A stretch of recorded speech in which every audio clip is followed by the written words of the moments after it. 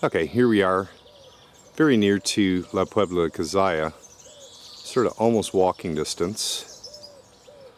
I'm going to start outside.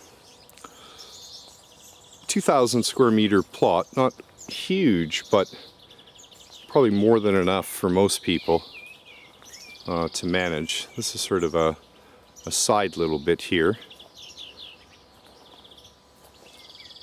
Very peaceful. Birds and bees.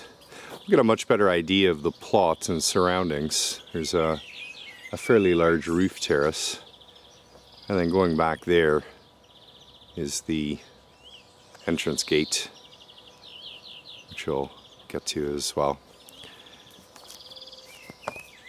You know, even with just 2,000 square meters, to be honest with you, most people, you know, just realize sort of, you know, how much work is involved. You know, you've got a tremendous amount of foliage here, some really, really good looking palms as well, of varying sizes and ages.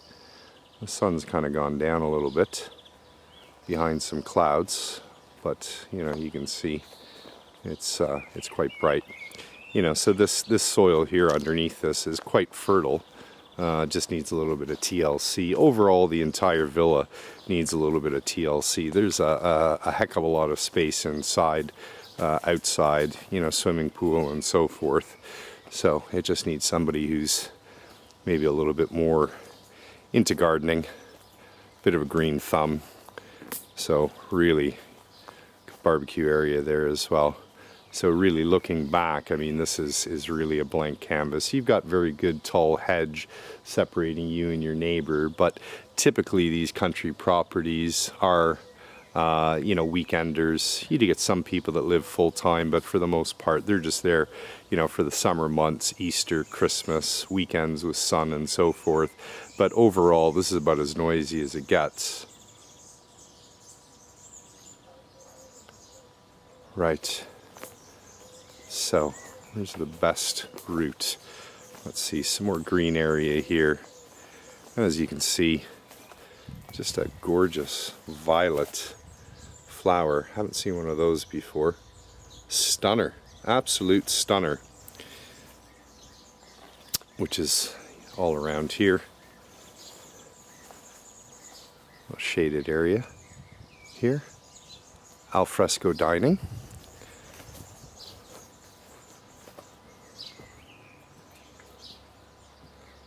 And again, just some beautiful foliage. Right, this is kind of the side of the house. Ooh, my fave. Just coming into its own right now. If you like bougainvillea, this is really the place. It's actually a tropical plant. It comes from the Caribbean, but you know, the humidity here in Spain, at least in this part of Andalusia, it's generally no more than about 60%. But it grows very, very well. You've also got a well here, which will irrigate your garden, the house. Excuse me. Should I edit that out? And then, you know, not an overly huge pool, but good size. Ooh, I could just about take a dip. And I think with a 32, 33 degree temperature, I'd probably be dry in about 10 minutes. Let's walk around a little bit here on the outside. Again, nice tall hedge here. Keeps the pool area nice and privado. That's private for all you non-Spanish speakers. Thanks, Steve. You're welcome. Right. And then the villa in the background there. Let me see if I can get you a slightly better angle on the house. Good. Right, this is the front part of the house. As you drive in, just a tremendous specimen of palm there.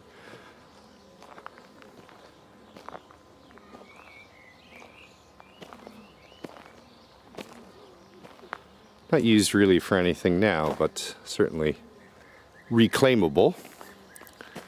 A little space here on the side as well. And then you've got an animal enclosure here, or a chicken shed, shack. There's some grape there as well.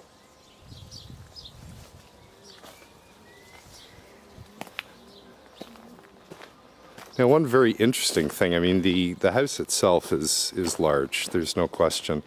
However, this little bit that we're going into now, you know, to me just has phenomenal scope.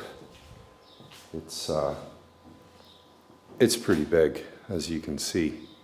Now, what you could do with this, really, almost anything. It's got a tin roof, however, you know, it's a very, very solid sound structure, fully supported, as you can see. So, you know, to put a regular roof on it wouldn't be any problem at all. The house is also fully heated, centrally heated, which is this baby here. Looks like something from the turn of the century, but works very, very well.